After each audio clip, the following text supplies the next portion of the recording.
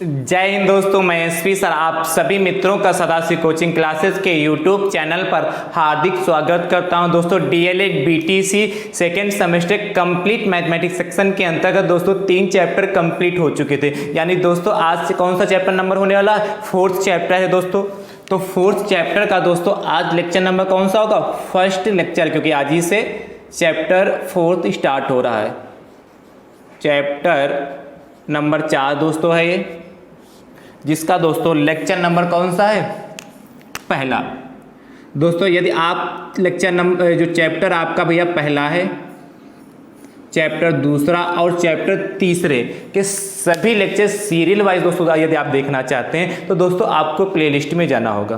Playlist में जाकर दोस्तों डीएलएड सेकेंड सेमेस्टर मैथ्स के नाम से प्लेलिस्ट बनी। जैसे ही आप उस पर क्लिक करेंगे तो आपको सारे वीडियो चैप्टर नंबर 1, 2 और 3 के सारे वीडियो आपको दोस्तों सीरियल वाइज प्रोवाइड हो जाएंगे और आसानी से आप वहां से देख पाएंगे दोस्तों। ठीक है, तो चैप्टर नंबर 4th जो है कौन सा, उसको लिखते हैं और उस पर आज चर्चा करते हैं आज क्लास में। तो भैया चैप्टर नंबर 4th है पूर्ण संख्याओं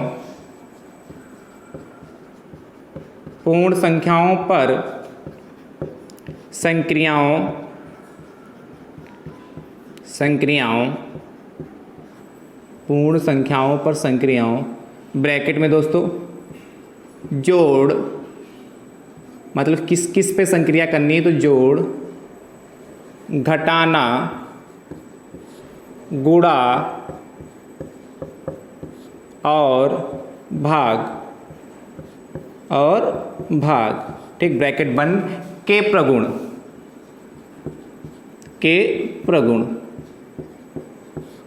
ठीक दोस्तों, के प्रगुण, ये चैप्टर नंबर 4th का नाम है।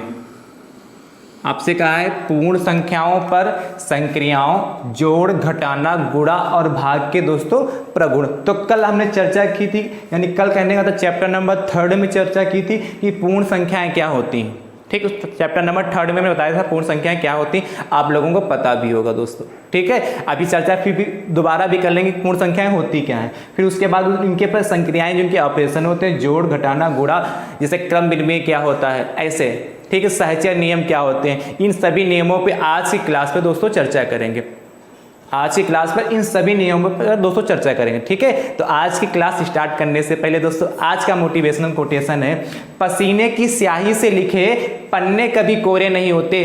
पसीने की स्याही से लिखे पन्ने कभी कोरे नहीं होते। जो करते हैं मेहनत दर मेहनत, उनके सपने कभी अधूरे नहीं होते। जो करते हैं मेहनत दर मेहनत, उनके सपने कभी अधूरे नहीं होते। कहने का तात्पर्य भैया है कि पसीने की स्याही से लिखे पन्ने कभी कोरे नहीं होती। जितनी अधिक यदि आप लगातार मेहनत करें, ईमानदारी के साथ दोस्तों मेहनत करें, अपने कार्य में बिल्कुल गंभीरता के साथ कर रहे हैं, अपना मन मस्तिष्क उस कार्य में लगा रहे हैं, बड़े ही एकाग्रता के साथ यदि अपना कार्य कर रहे हैं तो 100% सफल होना ही होना है। इसीलिए कहा पसीने की स्याही से, मतलब आप लगातार यदि मेहनत कर रहे हैं तो असफल होने की कोई संभावना ही नहीं। लेकिन समय क्या है, करना क्या है, लगातार आपको मेहनत करना, वो भी अपने टाइम पे मेहनत करनी। कितना समय आपको अपनी पढ़ाई पे देना है, अपनी ट्रेनिंग में कितना समय देना है आपकी। यदि आप क्या होते हैं, आप जाते हैं किसी स्कूल में, आपकी क्या ट्रेनिंग हो रही है, या किसी स्कूल में क्या जाते हैं आप बच्चों को सिखाने जाते हैं, तो वहाँ कितनी ईमानदारी के साथ अपना कार्य करते हैं। ठीक, अपना पेपर की तैयारी कितनी ईमानदारी के साथ कर रहे हैं दोस्तों, क्योंकि आपके सेकेंड सेमेस्टर में यदि बैक लगा है तो आपको गंभीर होना पड़ेगा।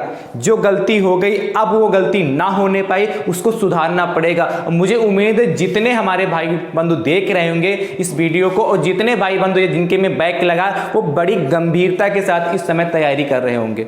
ठीक है, तो आप गंभीरता के साथ ये तैयारी कर रहे हैं, लगातार मेहनत कर रहे हैं, लगातार जारी है आपकी मेहनत, तो 100% आपका बैक क्लियर होगा और सफल होकर आप वापस लौटेंगे और क्या अपने अगले एग्जाम की तैयारी करेंगे। और 100% जो आपने सपना देखा है कि भावी शिक्षक बनना है तो बन के ही दिखाएंगे, बस मेहनत करना, वो भी समय पर। आगे कहा जो करते हैं मेहनत दर मेहनत, उनके सपने कभी अधूरे नहीं होते, क्योंकि आप लगन और ईमानदारी के साथ मेहनत कर रहे हैं। और यदि आप लगन और ईमानदारी के साथ मेहनत कर रहे हैं तो असफल होने की कोई संभावना नहीं। और यदि आप असफल भी हो गए तो यदि पुनः आप लगातार मेहनत करेंगे तो सफल तो होना ही। जो बच्चा, जो भाई बहन जो मेहनत करता है वो 100% सफल ही होगा। मेहनत कभी बेकार नहीं जाती है। यदि आप मेहनत करेंगे तो 100% सफल होंगे। आज नहीं तो कल उसका परिणाम आपको दिखना ही दिखना दोस्तों है। ठीक है, तो आपको रिजल्ट देखने के लिए मेहनत तो करनी ही पड़ेगी। क्योंकि आपको जैसे आपको क्या होता है, जैसे कोई लड़का कक्षा 6 में है तो कक्षा 6 का रिजल्ट देखने के लिए उसको 1 साल पढ़ाई करना ही पड़ेगा।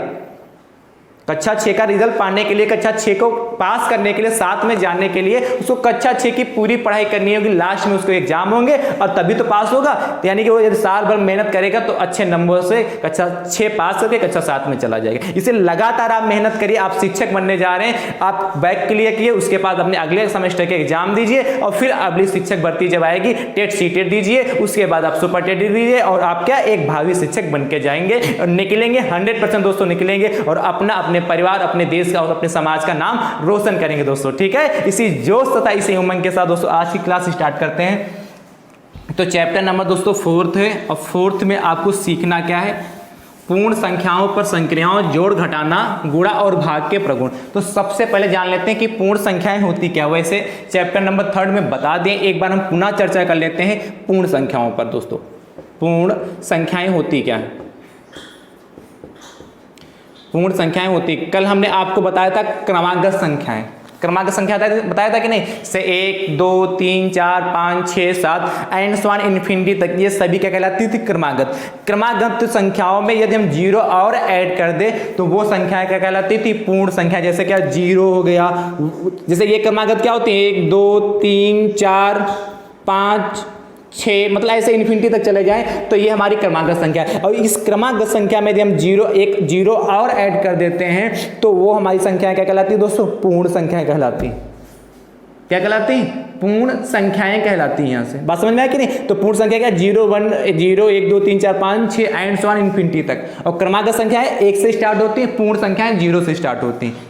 बात समझ में आया कि नहीं। तो आपसे क्वेश्चन एक यहाँ से पूछा जाता है कि क्रमागत संख्याएं, जैसे कहता था 21 की क्रमागत संख्या, 21 की एक क्रमागत संख्या लिखिए, या 21 की अगली क्रमागत संख्या क्या होगी। जैसे पूछ लिया क्रमागत संख्या, आपसे क्वेश्चन पूछता है क्रमागत ध्यान समझिए, पूर्ण संख्या। क्या पूछता है आपसे क्वेश्चन, क्रमागत पूर्ण संख्या। जैसे आपसे कह दिया क्वेश्चन जैसे आपका है, जैसे कह दिया क्वेश्चन कि 21 की अगली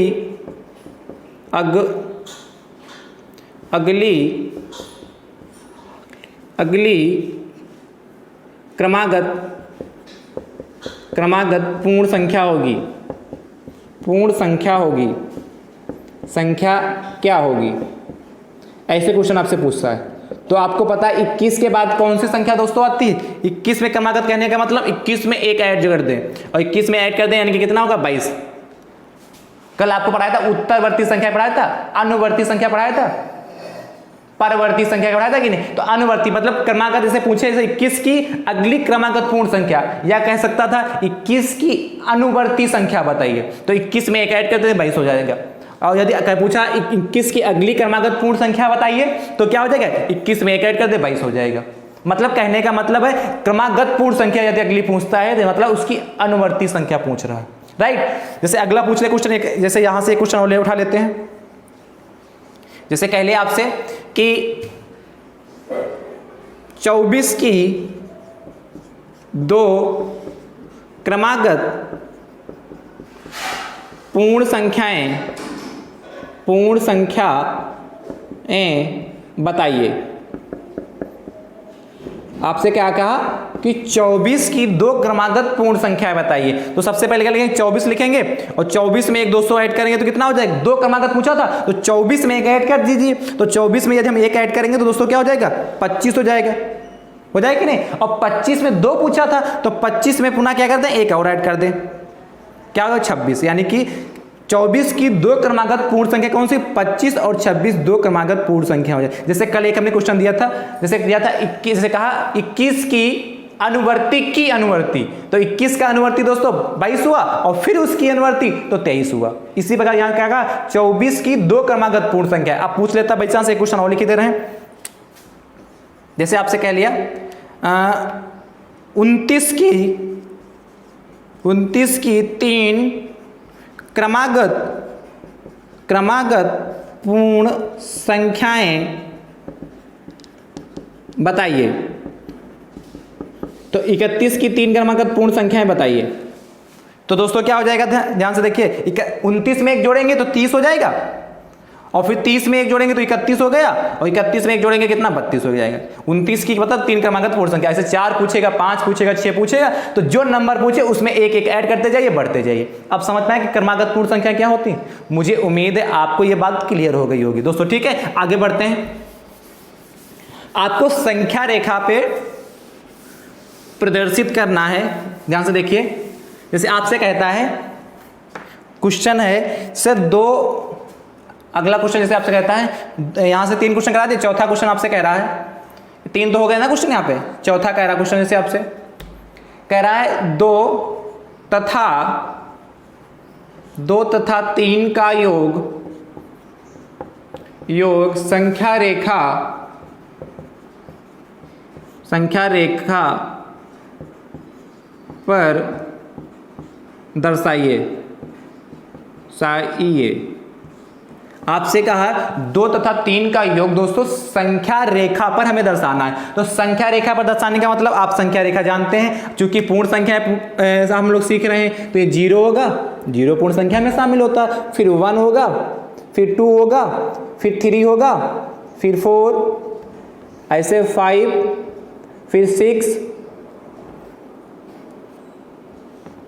फिर 7, ऐसे बढ़ता जाएगा, क्या इन्फिनिटी तक चला जाएगा, इन्फिनिटी तक। आपसे कहा 2 तथा 3 का योग, तो आपको पता है 2 में हम ये 3 जोड़ेंगे तो कितना आएगा दोस्तों, 5 आएगा। 2 में 3 जोड़ेंगे 5 आएगा। तो कैसे संख्या रेखा पर कैसे दिखाएंगे, 2 और 3, तो हम 2 से भैया चलें 3 के पास आए, और फिर 3 से क्या चलें 4 के पास आए, और 4 से चले क्या हम आए 5 के पास। ये संख्या रेखा पर प्रदर्शित करने का तरीका है। 2 तथा 3 का योग पूछेगा, तीर ऐसे बनाएंगे, 2 से 3 की ओर जाएं। यहां कहने का मतलब क्या हुआ, 2 से भैया हम 3 की ओर चलें, फिर 3 से हम भैया 4 की ओर जाएं, फिर 4 से किस ओर जाएं, 5 की ओर जाएं। तो ये हमारा 2 और 3 का संख्या रेखा पर प्रदर्शन होगा। 2 से 3 पे गए तो 2 से 3 गए, फिर 3 से 4 गए, 4 से 5 गए। तो 2 तथा 3 का योग संख्या रेखा पर दर्शाइए, इस तरीके से दिखाएंगे। ठीक है, आगे चलते हैं। क्वेश्चन नंबर जैसे आपसे कहा, इसी में कहा है क्वेश्चन नंबर 5 की बात करते हैं। इसको नोट कर लिया होगा ना आपने, मुझे उम्मीद है आपने नोट कर लिया होगा। क्वेश्चन नंबर दोस्तों 5 कह रहा है भाई 5 तथा 3 का अंतर, 5 तथा 3 का अंतर संख्या रेखा पर दर्शाइए। तो 5 और 3 का अंतर दिखाना दोस्तों, ध्यान से समझिए। यानी कि 5 और 3 का अंतर कहने का मतलब 5 में से 3 को घटाना है, या कह सकता है 5 तथा 3, 5 में से 3 को घटाइए।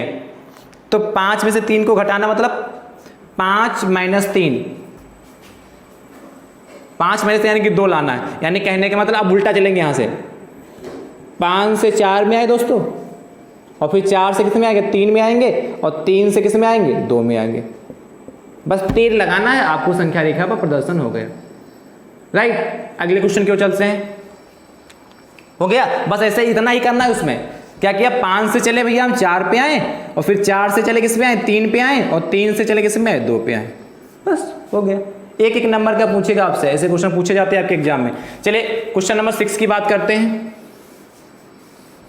क्वेश्चन नंबर हमारा 6 कह रहा है, ध्यान से देखिए। क्वेश्चन नंबर 6 कह रहा है आपसे, कह रहा है 2 गुणे 5 का मान संख्या रेखा पर दर्शाइए या लिखिए या दिखाइए। ठीक है, 2 गुणे 5 का मान दोस्तों संख्या रेखा पे दिखाना। तो सबसे पहले संख्या रेखा बनाते हैं। तो जैसे ये 0 हो गया हमारा, फिर ये 1 हुआ, जाके ये समान दूरी पे होते हैं, 2 3 4 5 6 7 8 9 10 और इसी प्रकार क्या होगा आगे, यहाँ 11 हो जाएगा और फिर उसके आगे क्या बढ़ता जाएगा, 12, 13, 14 ऐसे बढ़ता जाएगा। आपसे कहा 2 गुणे 5, यानी कि कहने का मतलब 2 को कितनी बार मल्टीप्लाई करना है, 5 बार। 1 2 3 4, 1 2 3 4 5, 2 गुणे 5 का है मतलब 2 गुणे 5 का, तो 2 को कितनी बार जोड़ना है, गुणा करेंगे तो बहुत आ जाए। 2 को कितनी बार जोड़ना है, 5 बार।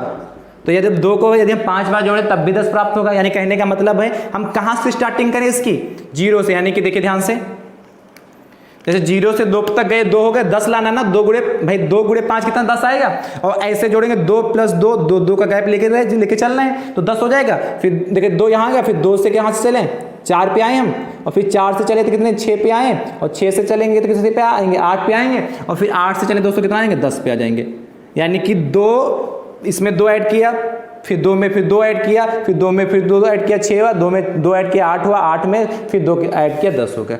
तो यानी कि 2 गुणे 5 का मतलब कितना, 10 हो गया। देखिए 0 से 10 तक पहुंच गया। ऐसे संख्या रेखा पर दोस्तों दर्शाते हैं। मुझे उम्मीद है आप ऐसे प्रश्न कर लेंगे। ठीक है, आगे एक टेबल बनाते हैं, ध्यान से समझना चाहिए। इनकी जो संक्रियाएं हैं, जोड़, घटाना, गुणा और भाग पर, जो इनके प्रगुण है, प्रगुण पर दोस्तों चर्चा करते हैं। वहां से प्रश्न आपके लिए बहुत इंपॉर्टेंट है और बनता वहां से जरूर प्रश्न है। 1 नंबर में जरूर वहां से एक प्रश्न कोई ना कोई पूछ सकता है। ये टेट में भी पूछता, सीटेट में भी पूछता और आपके एग्जाम में भी पूछता है यहाँ से। और ज्यादातर बच्चों का गलत, ज्यादातर दोस्तों का हमारे गलत होता है। देखिए ध्यान से, आपसे कह रहा है एक टेबल बनानी, फटाफट देखिए। सबसे पहले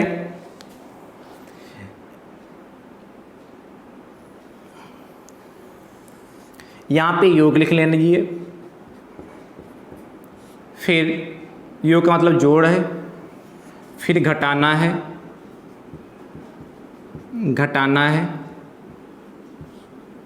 फिर दोस्तों है गुणा है, और फिर भाग है। भाग का खाना छोटा बनाए, यानी कि इसमें भाग से ज़्यादा कोई हमारा विशेष लेना देना नहीं, थोड़ा भाग की आवश्यकता पड़ेगी तो उसको बताएंगे अभी। फिर भाग है,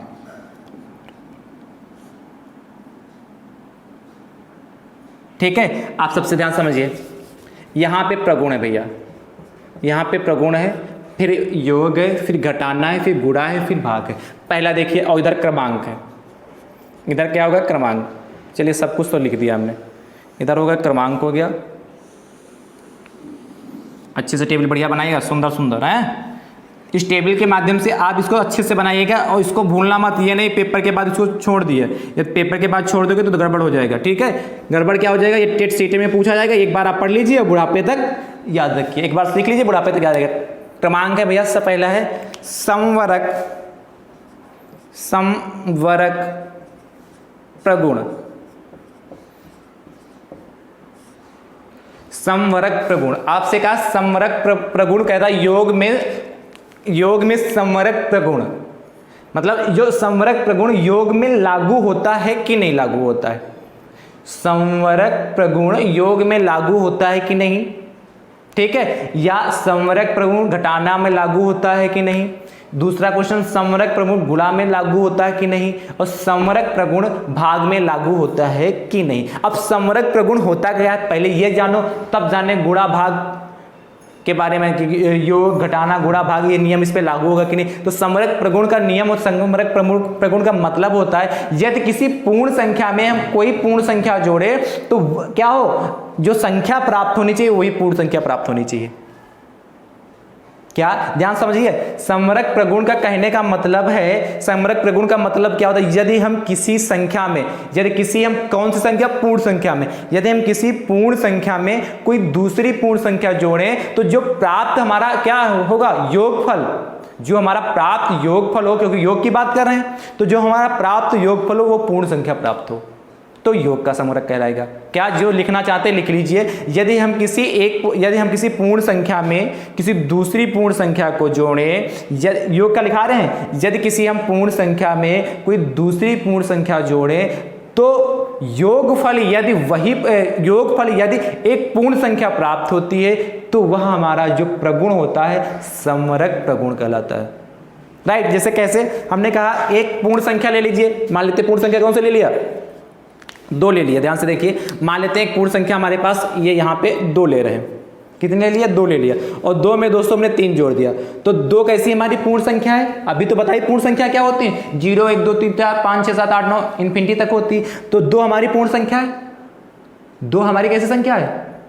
पूर्ण संख्या। 3 भी पूर्ण संख्या, इनको जोड़ोगे तो 2 + 3 5, ये भी तो पूर्ण संख्या प्राप्त हुई, ये भी तो पूर्ण संख्या प्राप्त हुई।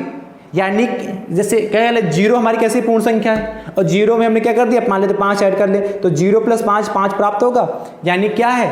पूर्ण संख्या हमारी है। ये भाई 2 भी पूर्ण संख्या, पहली भी पूर्ण, दूसरी भी, और 3 भी पूर्ण संख्या, और उसका योगफल भी पूर्ण संख्या प्राप्त होता है। यानी कहने का मतलब जो समवर्ग प्रगुण होता है वो योग के प्रगुण का पालन करता है, योग का पालन करता है। तो इसीलिए हमने टिक लगा दिया। ध्यान रखना कि टिक लगाने का मतलब क्या है, रेड से लगा दे रहे हैं। टिक लगाने का मतलब कि समवर्ग प्रगुण जो होता है योग के नियम का पालन करता है।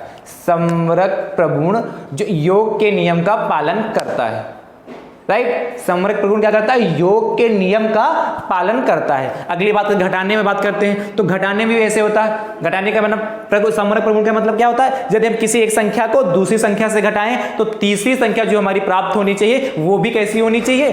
पूर्ण संख्या होनी चाहिए। क्या? यदि हम एक पूर्ण संख्या को दूसरी पूर्ण संख्या से घटाएं तो हमेशा तीसरी जो पूर्ण संख्या प्राप्त हमेशा होनी चाहिए, हमेशा ये तीसरी पूर्ण संख्या प्राप्त होनी चाहिए, वो पूर्ण संख्या ही प्राप्त होनी चाहिए। यदि ऐसा है तो हमारा समवर्ग प्रगुण लगेगा। कैसे? ध्यान से देखिए। जैसे हमने क्या किया, उदाहरण के लिए जैसे मान लेते हैं 5 - 3, तो 5 में से 3 घटाए, 5 हमारी पूर्ण संख्या, 3 हमारी पूर्ण संख्या, और यदि 5 में से 3 घटाएंगे तो 2 भी पूर्ण संख्या है। यहां तक तो क्या है, समवर्ग जो प्रगुण इसमें घटाना में काम कर रहा है इस उदाहरण के लिए। लेकिन ध्यान से समझिए, यदि हम यहीं पे लिख दे 3 - 5, तो जब हम 3 - 5 करेंगे तो 3 में से 5 जाएगा तो -2 बचेगा। क्या -2 हमारी पूर्ण संख्या है? क्या -2 हमारी पूर्ण संख्या है? तो आपका जवाब आएगा सर -2 हमारी पूर्ण संख्या नहीं। और जब -2 हमारी पूर्ण संख्या नहीं है तो यानी कि क्या, समवर्ग प्रगुण यहां पे कार्य नहीं करेगा। यानी घटाना के लिए समवर्ग प्रगुण कार्य नहीं करता है, यानी घटाना के लिए समवर्ग प्रगुण दोस्तों कार्य नहीं करेगा। आपसे पूछ सकता है क्या समवर्ग प्रगुण घटाना के लिए संभव है कि नहीं संभव है? तो आप जवाब देंगे समवर्ग प्रगुण घटाना के लिए संभव नहीं है। क्यों नहीं संभव? आपको हमने एग्जाम्पल दे दिया। समवर्ग प्रगुण कहने का मतलब है यदि हम एक संख्या को जोड़ें और दूसरी संख्या को जोड़ें तो तीसरी संख्या जो प्राप्त होनी चाहिए वो भी पूर्ण संख्या होनी चाहिए। एक संख्या का जोड़ें मतलब एक पूर्ण संख्या को या दूसरी पूर्ण संख्या के साथ जोड़ें तो तीसरी यदि पूर्ण संख्या प्राप्त होती तो समवर्ग प्रगुण होगा। यदि एक संख्या में से दूसरी संख्या को घटाएं, एक संख्या को यदि हम दूसरी संख्या से घटाएं तो तीसरी संख्या जो हमको यानी जो हमारा योग उसका जो माइनस घटाने पर प्राप्त होता है, जो रिजल्ट प्राप्त होता है वो भी दोस्तों हमारा कैसे का होना चाहिए? पूर्ण संख्या होनी चाहिए। यहां तो पूर्ण संख्या आ रहा है लेकिन यहां पूर्ण संख्या नहीं आ रहा है। यानी कहने का मतलब समवर्ग प्रगुण कुछ घटाना के लिए तो कुछ पे तो फॉलो होगा लेकिन कुछ जगह पे फॉलो नहीं होगा। इसलिए क्या समवर्ग प्रगुण घटाना के लिए कार्य नहीं करेगा। मतलब समवर्ग प्रगुण का जो नियम है घटाने पे लागू नहीं होगा। क्या गुणा पे लागू होगा? इसमें क्या है, गुणे में भी ऐसे होगा, जब एक पूर्ण संख्या को दूसरी पूर्ण संख्या से गुणा करें तो तीसरी जो पूर्ण संख्या हमारी जो गुणा करने पर प्राप्त होगा वही पूर्ण संख्या होगा। क्या ऐसा होगा? चेक कर लेते हैं। जैसे हम क्या करें, 2 × 5 करें तो 10 प्राप्त होगा। 2 × 5 के 10 प्राप्त होगा। या कोई और उदाहरण ले लेते 6 × 3 कर लें तब क्या 18। देखिए 2 भी पूर्ण संख्या, 5 भी पूर्ण संख्या और 10 भी पूर्ण संख्या है, सब पूर्ण संख्या। 6 भी पूर्ण संख्या, 3 भी पूर्ण संख्या और 18 भी पूर्ण संख्या। यानी कि समवर्ग प्रगुण यहां पे लागू होता है। भाग पे यही बात कर लें, जैसे कि 0 जैसे ले लें हम 5 जैसे ले लें हम 20/5 से 20/5 उदाहरण ले लिया। तो क्या करें, एक पूर्ण संख्या को यदि हम दूसरी पूर्ण संख्या से भाग करें तो जिसका प्राप्त क्या हो, भागफल, वो भी पूर्ण संख्या होना चाहिए तो हमारा भाग के लिए काम करेगा। तो 5 × 5 दोस्तों और 5 दूनी 5 × 20 यानी कि 4। ये भी देखो पूर्ण संख्या प्राप्त हुआ तो यहाँ पे भी भाग कार्य कर रहा है। या जैसे 0 लिखा हो और 0 को हम किससे 5 से भाग करें, 0 को यदि अंश में 0 हर में कोई भी नंबर हो तो उसका 0 ही आता, तो देखो 0 प्राप्त हुआ। 0 भी तो एक पूर्ण संख्या है। यानी कि क्या, भाग के लिए भी समवर्ग प्रगुण हमारा कार्य करता है। ठीक है, अगली बात करते हैं क्रम विनिमय नियम। क्रम विनिमय नियम दोस्तों, यहां तक बात क्लियर होगी? कोई समस्या हो तो दोस्तों बताओ यहां तक। ठीक है, यानी कि समवर्ग प्रगुण सिर्फ घटाना के लिए कार्य नहीं करेगा और जोड़, गुणा और भाग के लिए समवर्ग प्रगुण लागू होता है। और कहते किसे समरक प्रगुण है, मतलब एक जोड़ में करेंगे तो एक संख्या को दूसरी संख्या से जोड़ें, यदि एक पूर्ण संख्या को दूसरी पूर्ण संख्या से जोड़ें तो तीसरी भी पूर्ण संख्या प्राप्त होना चाहिए, वो समरक प्रगुण कहलाता है। ठीक है, अगली बात करते हैं क्रम विनिमय नियम। ये भी बहुत इंपॉर्टेंट भैया है। क्रम विनिमय प्रगुण या नियम। तो देखिए क्रम विनिमय नियम का क्या कहलाता है, ध्यान समझिए। जैसे हम a प्लस बी को जोड़ें तो हमारा, यदि हम a प्लस बी को जोड़ें तो यदि हम a प्लस बी को जोड़ें और b प्लस a को जोड़ें तो एक जैसा आना चाहिए, मतलब a प्लस बी जोड़ें और फिर उसको यदि हम b प्लस a जोड़ लें तो एक जैसा आना चाहिए, ये कहलाता है क्रम विनिमय। कैसे, ध्यान समझिए। जैसे हमने कहा 5 प्लस 3 बराबर कितना होता है दोस्तों, 8 होता है।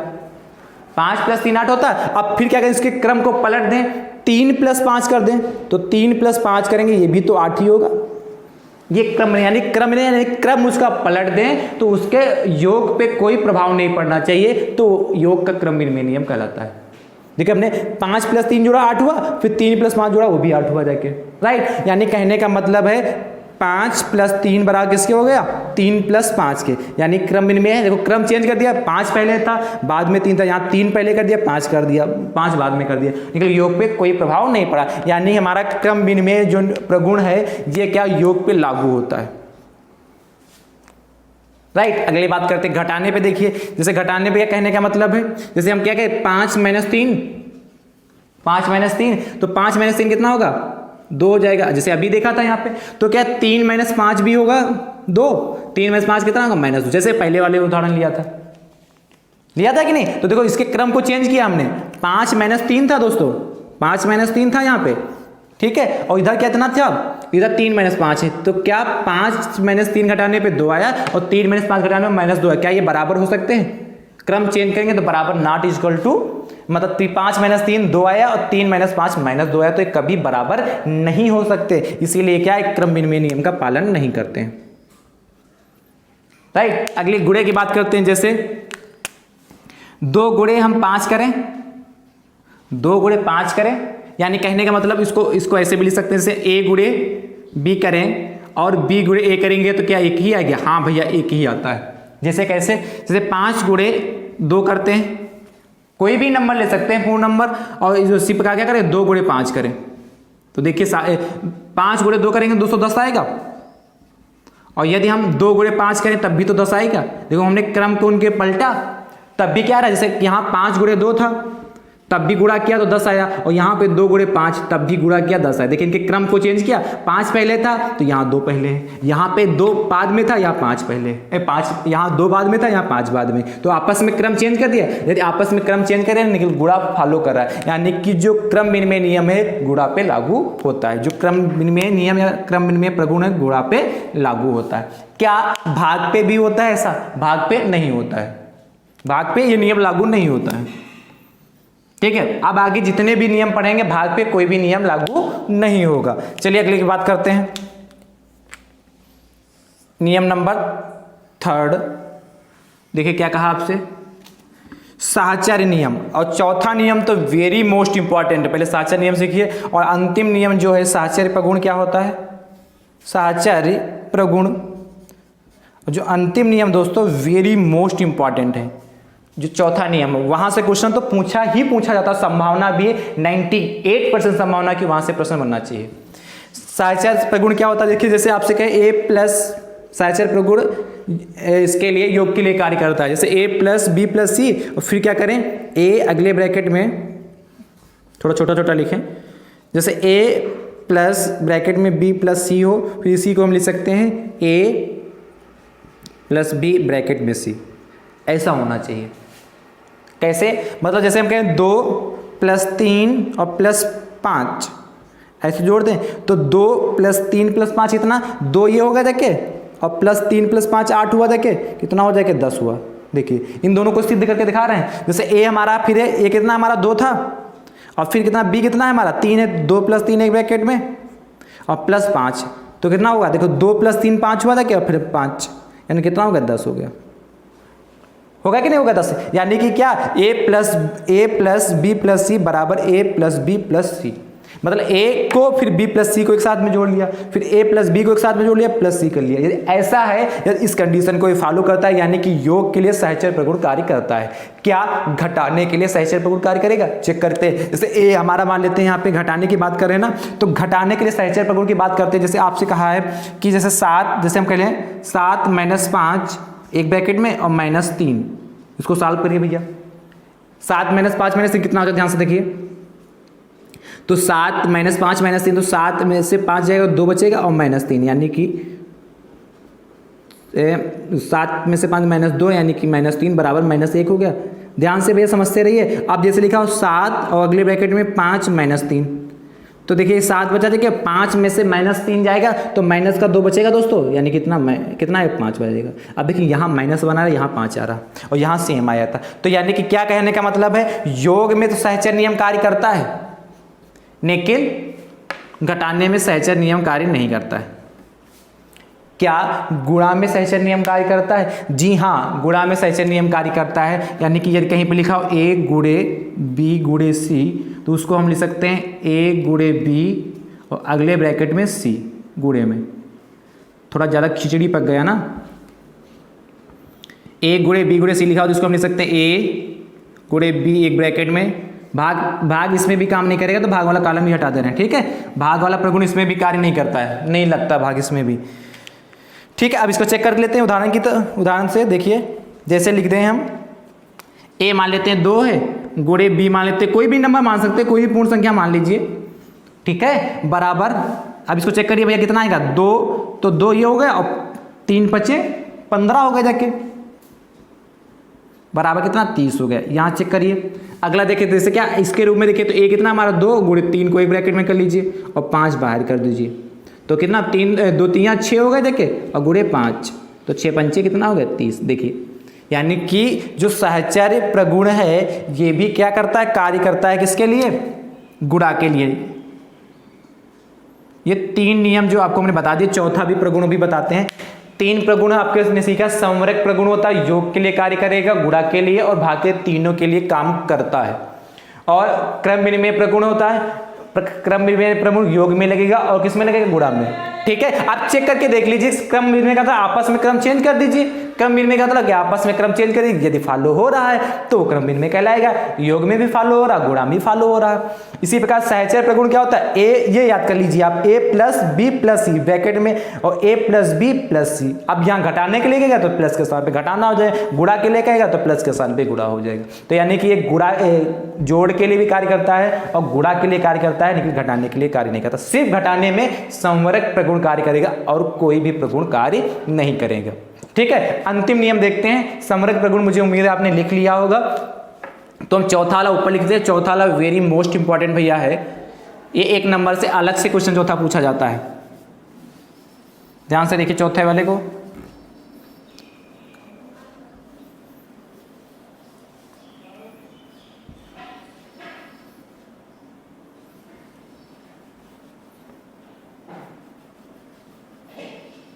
भाग से इसमें मतलब इसमें भी भाग से हमारा कोई फर्क नहीं पड़ेगा तत्समक अवयव में से। बात समझ पा रहे हैं कि नहीं समझ पा रहे हैं? भाग से हमारा कोई लेना देना नहीं। सबसे पहले ये समझिए, प्रगुण हमारा ये कौन सा? चौथा है। और चौथा कौन सा हमने कहा? तत्समक प्रगुण। ध्यान से समझिए तत्समक प्रगुण होता क्या है। और ये भैया तत्समक जो प्रगुण है वेरी मोस्ट इंपॉर्टेंट है, वेरी इंपॉर्टेंट प्रगुण है। यहाँ से प्रश्न बनना निश्चित ही है। कैसे? मतलब तत्समक प्रगुण होता है यदि हम किसी पूर्ण संख्या में, जैसे योग में, यदि योग की बात करें, यदि हम किसी पूर्ण संख्या में कोई ऐसी संख्या जोड़ें कि वही पूर्ण संख्या प्राप्त हो जाए, तो जो जोड़ेंगे वही उसका तत्समक प्रगुण कहलाएगा, वही उसका तत्समक कहलाएगा। कैसे? हमने कहा, ध्यान समझिए हमारी भाषा पे ध्यान से दीजिए। हमने कहा यदि किसी संख्या में, यदि किसी हम पूर्ण संख्या में कोई ऐसी संख्या जोड़ें, कोई ऐसी हम संख्या जोड़ें कि हमारा क्या हो? योगफल या योगफल वही संख्या प्राप्त हो जिसमें हमने जोड़ा है। कैसे? ध्यान समझिए। उदाहरण के लिए जैसे हमने कहा a ले लिया, कोई संख्या है, पूर्ण संख्या, इसमें क्या 0 ऐड कर दें तो a ही प्राप्त होगा, है कि नहीं? जैसे 5 में यदि हम 5 में +3 ऐड कर लें तो कितना? 5 में +0 ऐड कर दे दोस्तों तो क्या 5 ही प्राप्त होगा। अब हम 10 में 0 ऐड करेंगे तो क्या होगा? 10 ही तो प्राप्त होगा। 20 में 0 ऐड करेंगे तो क्या होगा, 20 ही प्राप्त होगा। यानी कहने का मतलब है योग का तत्समक प्रगुण क्या होगा, योग में तत्समक क्या होगा, योग में तत्समक यानी तत्समक क्या है, योग में तत्समक क्या है, 0। इसको याद रखिएगा। आपसे पूछता है योग में तत्समक क्या है, निम्नलिखित में से योग में तत्समक प्रगुण क्या है या तत्समक क्या है, तो आप क्या बताएंगे, 0 होता है। घटाना में क्या भी ऐसा होता है क्या, घटाने में कोई ऐसी संख्या है जिसको हम क्या उसमें से घटा दें वही संख्या प्राप्त हो। तो दोस्तों ध्यान दीजिए कि घटाने में ऐसी कोई भी नंबर नहीं है कि उसमें से घटाएं वही संख्या प्राप्त हो जाए। जैसे 5, ये 0 वाला ही उदाहरण ले लें, से 5 में से 0 जाएगा तो यहाँ तो 5 बच रहा है, ठीक है। लेकिन यही है कि हम 0 में से 5 घटा दें तो क्या क्या माइनस का 5 बचेगा, देखें तो दोनों अलग आ गए। कोई संख्या यदि आपको दिमाग में आ रही है तो जवाब दो। तो यानी कि योग तत्समक प्रगुण का कार्य करता है और तत्समक प्रगुण इसमें होगा क्या, 0 होगा योग में। गुणा में कोई तत्समक प्रगुण होता ही नहीं है, सॉरी घटाने में नहीं होता, लेकिन गुणा में क्या होता है, हाँ गुणा में होता है। जैसे क्या गुणा में, जैसे हमने क्या किया, गुणा को ध्यान से समझिए। जैसे हमने क्या तत्समक गुणा का तत्समक क्या होगा, जैसे हम क्या इसमें क्या करें, यदि हम ऐसी कोई भी संख्या लें, यदि हम उसको उसी से गुणा करें तो वही संख्या प्राप्त हो जाए। ध्यान समझिए, जैसे हमने उदाहरण लिया, ध्यान से देखिए, गुणे में उदाहरण ले रहे हैं हम भैया। जैसे 0 को मल्टीप्लाई किससे करें, 1 से करें, 0 की मल्टीप्लाई 1 से करें तो देखो 0 प्राप्त होगा। 0 की मल्टीप्लाई हमने 1 से किया तो 0 प्राप्त होगा कि नहीं प्राप्त होगा। फिर क्या करें, जैसे हम 5 की मल्टीप्लाई 1 से करें तो 5 प्राप्त होगा। अब हम 20 की मल्टीप्लाई 1 से करें तो 20 कितना प्राप्त होगा। यदि हम 20 की मल्टीप्लाई 1 से करें दोस्तों तो तब भी हमारा 20 प्राप्त होगा। अब किसी भी यदि पूर्ण संख्या की मल्टीप्लाई यदि हम 1 से करते हैं तो वही संख्या प्राप्त होती है, आपको पहले से पता है। यानी कि हमारा जो गुणा का तत्समक क्या होगा दोस्तों, गुणा का तत्समक कितना होगा, 1 हो गया। और भाग का ये भैया काम करता नहीं, भाग में तत्समक लगता नहीं। अब ये दो चीज आपके 2 क्वेश्चन यहां से पूछा जाता है कि योग का तत्समक क्या होता है, तो 0। आपको तत्समक का मतलब समझ में आया कि नहीं। तत्समक का मतलब होता है यदि किसी पूर्ण संख्या में, यदि हम कोई संख्या या जो योग की बात करें, यदि किसी पूर्ण संख्या में वही संख्या हम जोड़ें तो क्या वही संख्या प्राप्त होनी चाहिए। गुणा में यदि हम किसी पूर्ण संख्या में क्या किसी संख्या से गुणा करें तो वही संख्या प्राप्त होनी चाहिए, वो कहलाता हमारा तत्समक। आप बात समझ में आए कि नहीं। तो मुझे उम्मीद है आपको चारों प्रगुण समझ में आ गए होंगे। कहीं पे कोई भी डाउट है तो आप कमेंट करके निसंकोच पूछ सकते हैं। कुछ प्रश्न कर लेते हैं चैप्टर नंबर 5 में, चैप्टर नंबर 4 में। चलिए ध्यान से देखिए, कुछ प्रश्न की ओर चलते हैं। 6 प्रश्न हो चुके थे ना इसके पहले, तो प्रश्न संख्या 7 की ओर चलते हैं। देखिए प्रश्न संख्या 7 हमारा कहता है भैया, संख्या आपसे कहा निम्नलिखित प्रश्नों में रिक्त स्थानों की पूर्ति कीजिए। प्रश्न संख्या 6-7 निम्नलिखित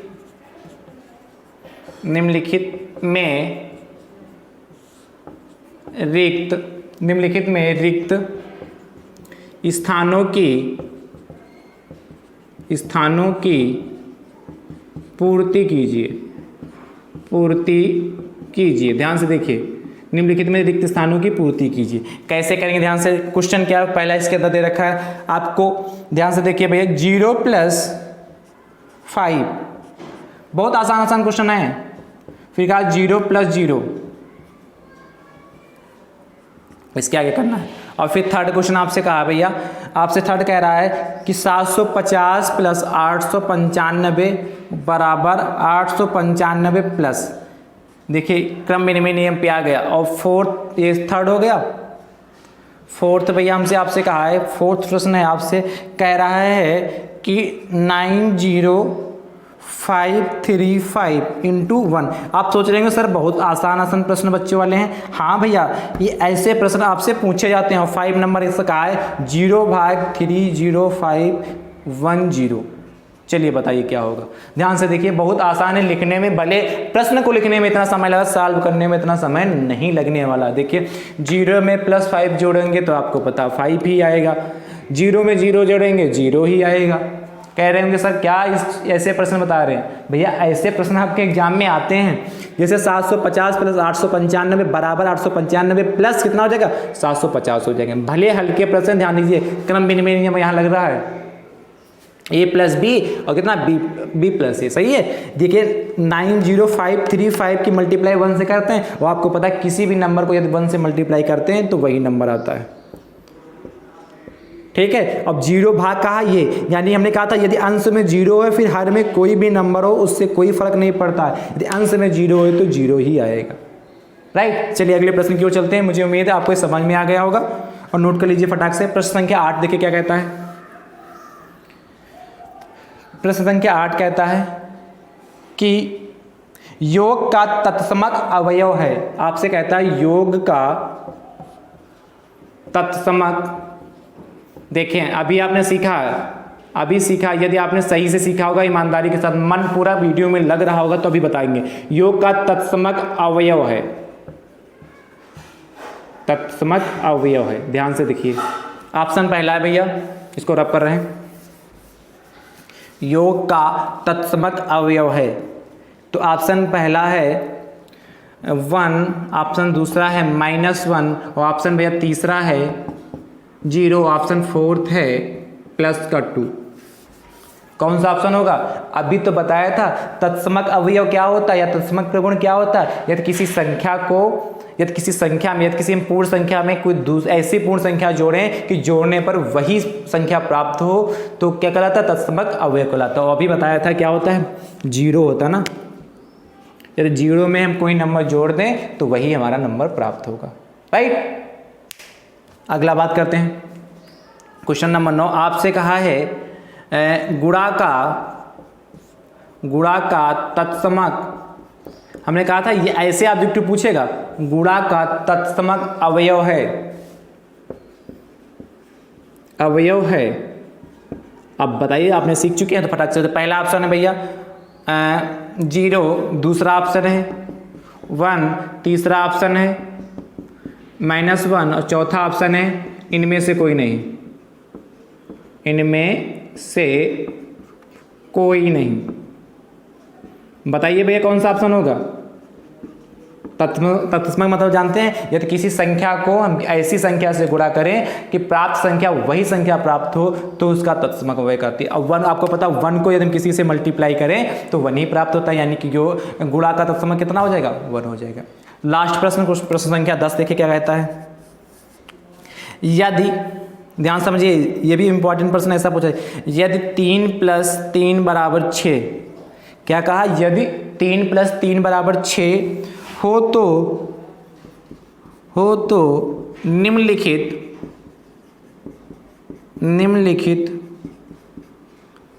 3 + 3 = 6 हो तो निम्नलिखित में से किस नियम का पालन करते हैं? निम्नलिखित में से किस नियम का पालन करते हैं? ध्यान समझिए, पहला ऑप्शन देखिए ध्यान से। पहला ऑप्शन भैया आपसे कहा है कि योग का क्रम विनिमय नियम। दूसरा ऑप्शन है क्रम विनिमय लिखा दोस्तों। दूसरा ऑप्शन का है योग का संवरक नियम, योग का क्रम विनिमय नियम या प्रगुण, नियम भी लिख सकता है, प्रगुण कह सकता है, ठीक है। प्रगुण लिख रहे हैं, प्रगुण,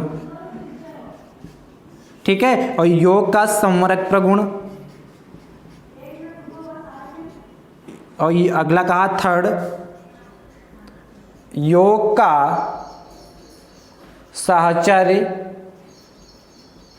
साहचर्य प्रगुण, और अंतिम है दोस्तों नन ऑफ दिस, इनमें से कोई नहीं, इनमें से कोई नहीं। आपके, मुझे उम्मीद है आपके दिमाग में इसका जवाब आ गया होगा, इनमें से कोई नहीं। मुझे उम्मीद है आपके दिमाग में इस प्रश्न का जवाब आ गया होगा ना। कहा 3 + 3, 3 कैसी संख्या? पूर्ण संख्या, अगली भी 3 पूर्ण संख्या, और पूर्ण संख्या को यदि हम पूर्ण संख्या में जोड़ें और यदि पूर्ण संख्या ही प्राप्त होती है तो वो कौन सा नियम कहलाता है दोस्तों? योग का संवरक प्रगुण। यदि किसी पूर्ण संख्या को पूर्ण संख्या से जोड़े और पूर्ण संख्या ही प्राप्त होती है तो उसे क्या कहते हैं? योग का संवरक प्रगुण कहते हैं। तो देखिए 3 + 3 6 आया, ये 3 भी पूर्ण संख्या, ये भी 3 3 + 3 और 6 भी पूर्ण संख्या, इसलिए क्या योग के संवरक प्रगुण का नियम का पालन करती है। तो मुझे उम्मीद है आज आपकी क्लास जो हुई है ये आपको पसंद आई होगी। ठीक है, कहीं पे यदि कोई भी डाउट है तो अपने भाई से आप निसंकोच पूछ सकते हैं। यदि किसी भी प्रश्न में, कोई भी प्रश्न में या कोई किसी भी कहीं पे थोड़ा सा भी डाउट है तो निसंकोच दोस्तों आप कमेंट करके क्वेश्चन पूछ सकते हैं। ठीक दोस्तों, तो थैंक यू सो मच दोस्तों, राधे राधे दोस्तों।